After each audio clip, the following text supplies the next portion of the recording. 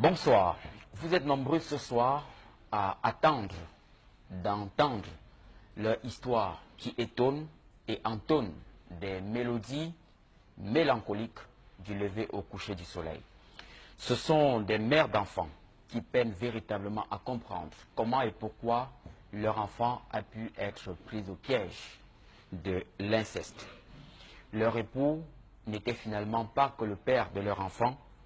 Il avait dévié sa fonction paternelle au point de violer régulièrement leur fillette.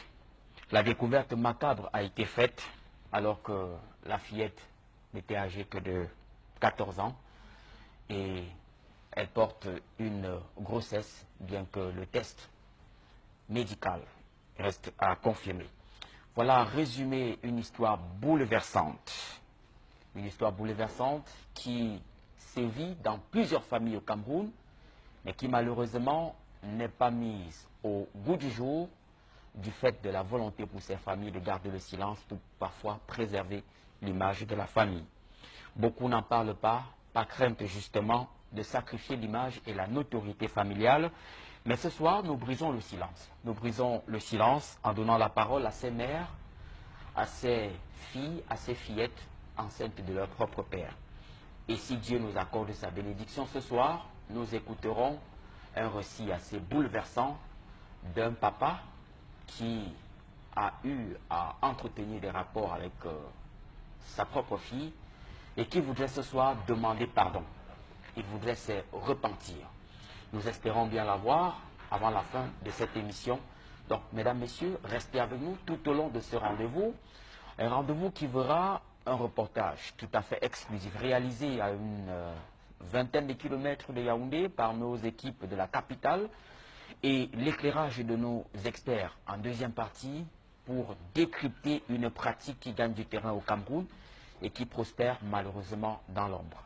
Restez avec nous, retrouvons-nous dans une poignée de secondes, retrouvons une mère qui a perdu le sommeil. A tout de suite.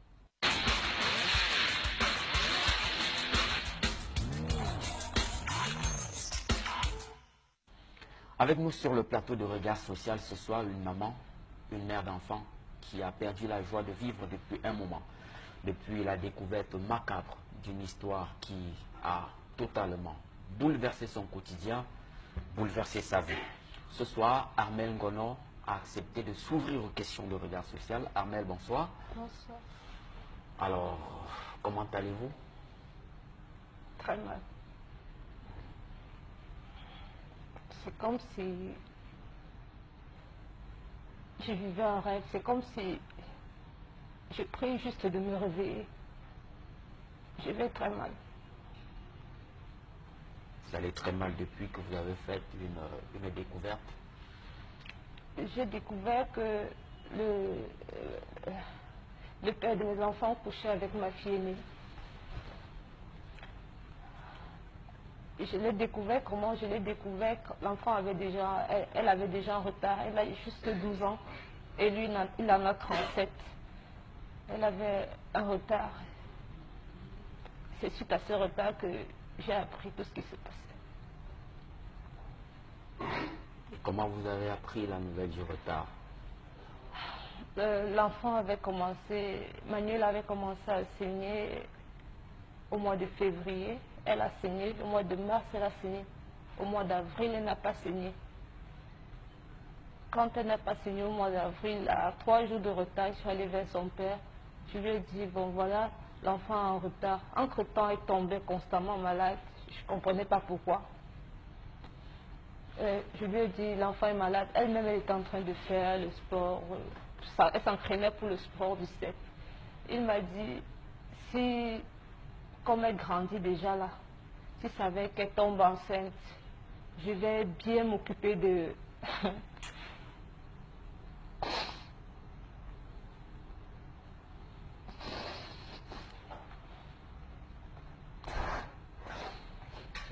je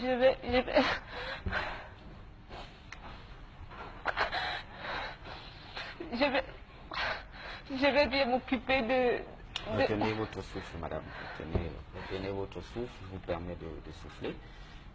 Essuyez vos larmes. Essuyez vos larmes. Alors, c'est bien l'histoire de Armel Ngono, qui a besoin d'un bol de courage ce soir pour aller jusqu'au bout de cette histoire, pour nous permettre de mieux cerner les contours et les dessous de cette affaire qui bouleverse l'opinion, qui a bouleversé toute une famille.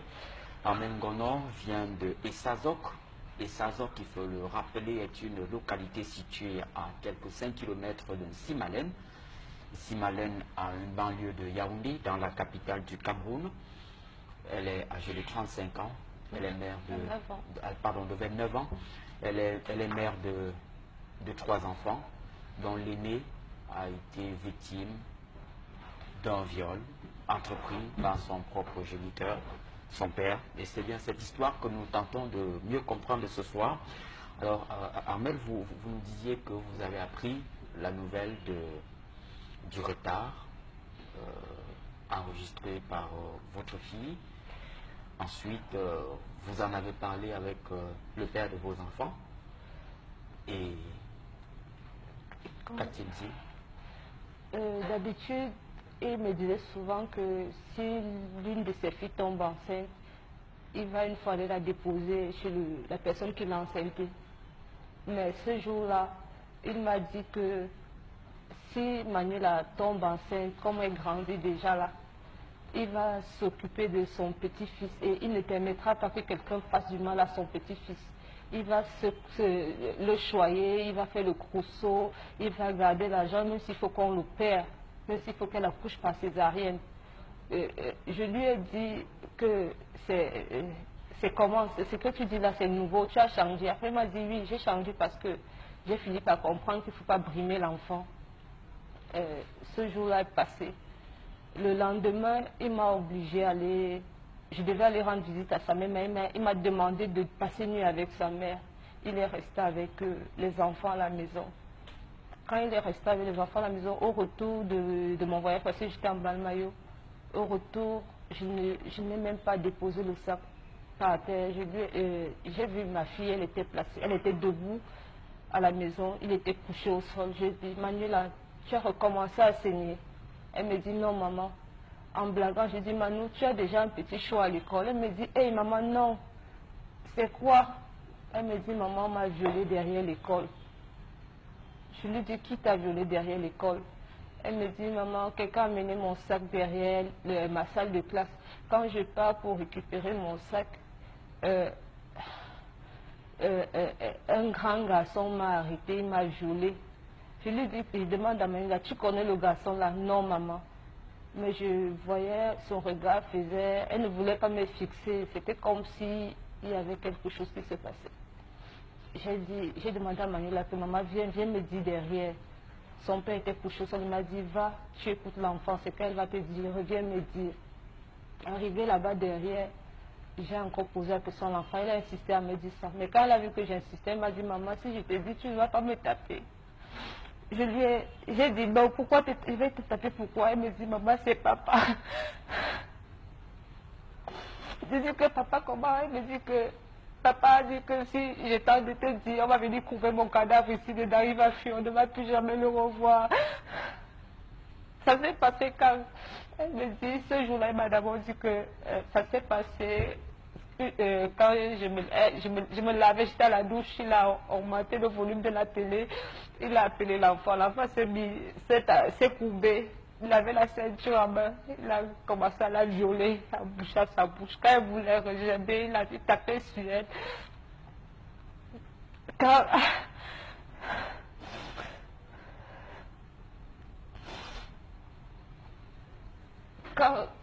Quand l'enfant m'a dit cela, je l'ai appelé, il a commencé à me supplier, disant que non, il ne sait pas ce qu'il arrive, ceci, cela, supplier à genoux. Au début, c'était difficile pour moi, vu qu'on a les enfants. Comment pourrais-je le mettre en prison? Qu'est-ce que je vais raconter à mes enfants demain? C'est comme ça que je le laisse partir. Je lui demande de prendre tous ses effets, de partir.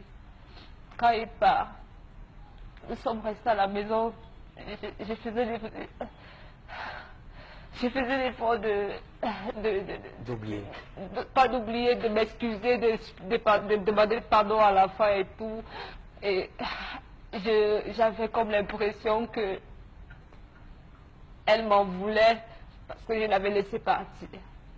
C'est vrai qu'elle ne pouvait pas sortir ces mots de sa bouche, mais si elle avait eu peut-être 20 ans, elle pouvait me cracher ça au visage. Quand sa maman est venue nous rendre visite, croyant que son fils était encore avec nous. J'ai expliqué la situation à sa maman. Quand j'explique la situation à sa maman, elle s'est mise à pleurer. Elle m'a dit que je ne devais pas raconter cette histoire aux frères de Joël, disant que si je raconte, ses enfants seront divisés. Je me suis posé la question dans mon cœur que mes enfants qui seront divisés demain, là, c'est comment?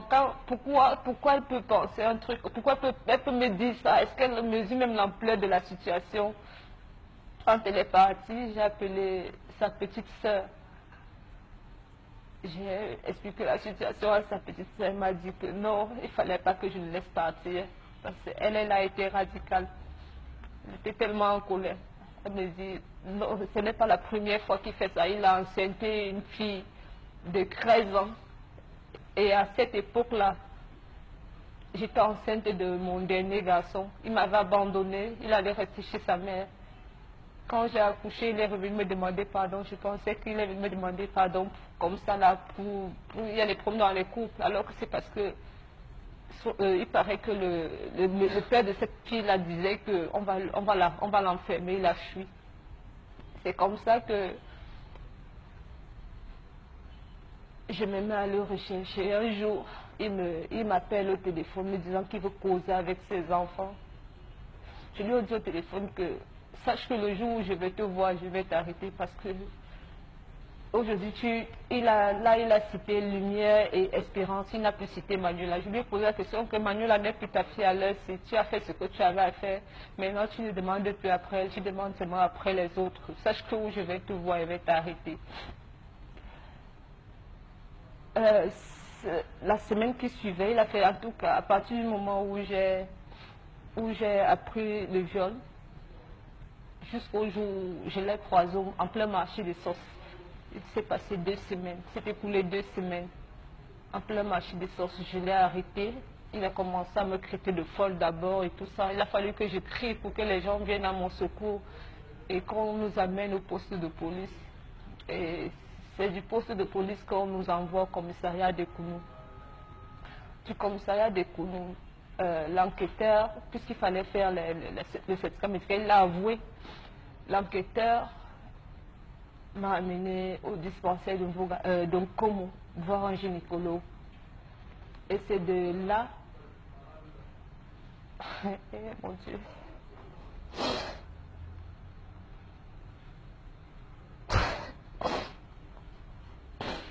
et c'est là que le gynécologue, quand il ouvre les pieds de l'enfant, il dit que tout son vagin est déjà comme le vagin d'une femme qui a accouché.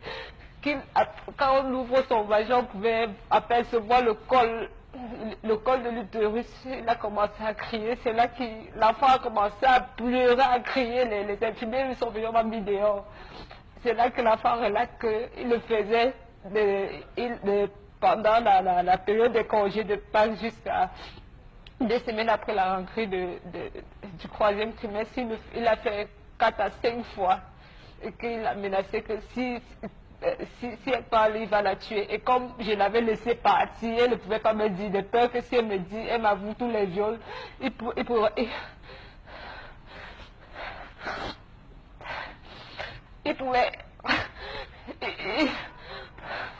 Retenez votre souffle, madame. Il pouvait revenir la Soufflez, tuer. soufflez. Essuyez vos larmes, soufflez avant de poursuivre cette histoire assez pathétique, une histoire assez dramatique que vit cette famille. Armelle Ngono, il faut le rappeler, mère de 3 enfants, sa fillette âgée de 12 ans, qui vient d'ailleurs de passer l'examen de CEP, le certificat d'études primaires, se trouve aujourd'hui enceinte de son propre père. Et c'est bien les dessous de cette histoire que nous essayons de comprendre ce soir avec Armelle, qui a pu mobiliser un bol impressionnant de courage pour partager son quotidien avec nous, pour nous en dire un peu plus. Et finalement, lorsque vous rencontrez le gynécologue, les examens sont faits, quel est le diagnostic? Le premier gynécologue a dit que l'enfant était déjà sexuellement actif. Ça veut dire qu'il n'avait pas violé une fois. Il le faisait dans son vagin était déjà comme celui d'une femme qui a une vie sexuelle active. L'enquêteur était là, si je n'étais pas seule. Il fallait qu'on fasse d'autres examens plus poussés. C'est là que j'ai commencé à pleurer. Déjà, depuis qu'il était parti, je n'arrivais même pas d'abord à nourrir les enfants. Comment est-ce que j'allais faire pour faire des examens? Comment j'allais faire pour supporter les charges financières par rapport aux problèmes et tout ça? C'est là que l'enquêteur me parle du Renata. Il m'a demandé de chercher. J'ai cherché le Renata sur Google, je suis tombée sur un numéro, j'ai appelé. Ils m'ont aidé psychologiquement. Ils continuent à aider ma fille. Ok. Alors, quel est le diagnostic à l'heure actuelle? Votre fille est-elle véritablement enceinte? Je ne sais pas. Je ne sais pas si elle est véritablement enceinte ou pas parce que je n'ai pas fait ces examens. J'ai juste pu faire le certificat médical légal qui permettait qu'il parte en prison. Le reste, je n'ai pas pu faire. Et là, maintenant, c'est comme si elle a une infection parce qu'elle sécrète des choses noires qui sortent de son vagin.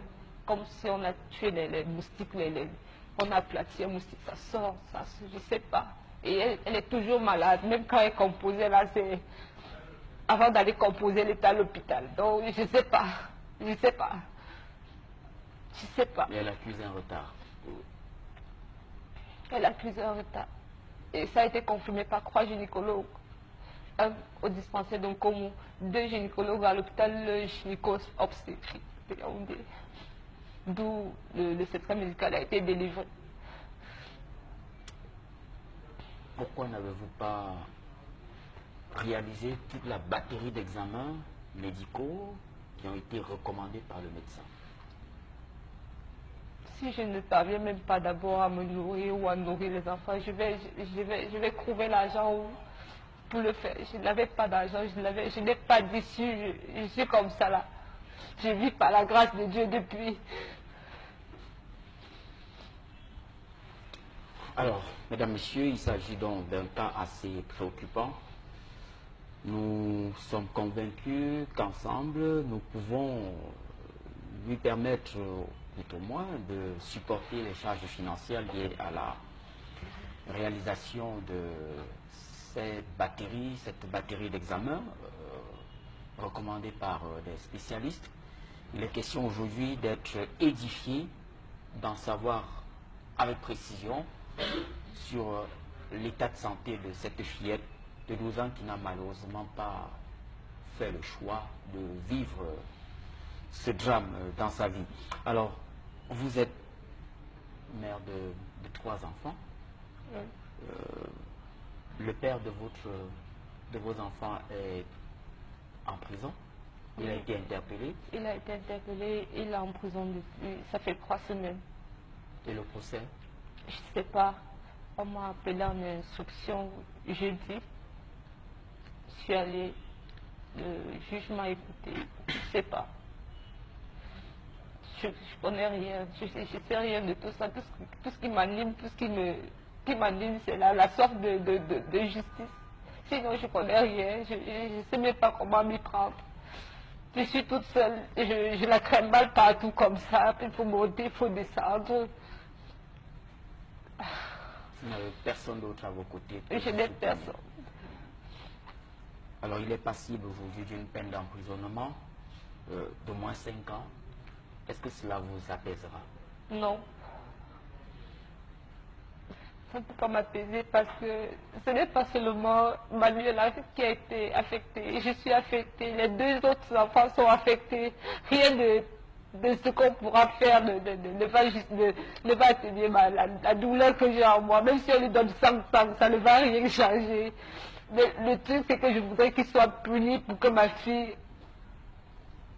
sache que j'ai œuvré pour que justice soit faite. Et les autres? Les autres demandent après leur père. Avant que ma fille me disait, maman, je veux déjà que papa rentre, il rentre quand? Qu'est-ce que je vais lui dire? Je vais lui dire que j'ai enfermé son père parce qu'il a violé sa soeur.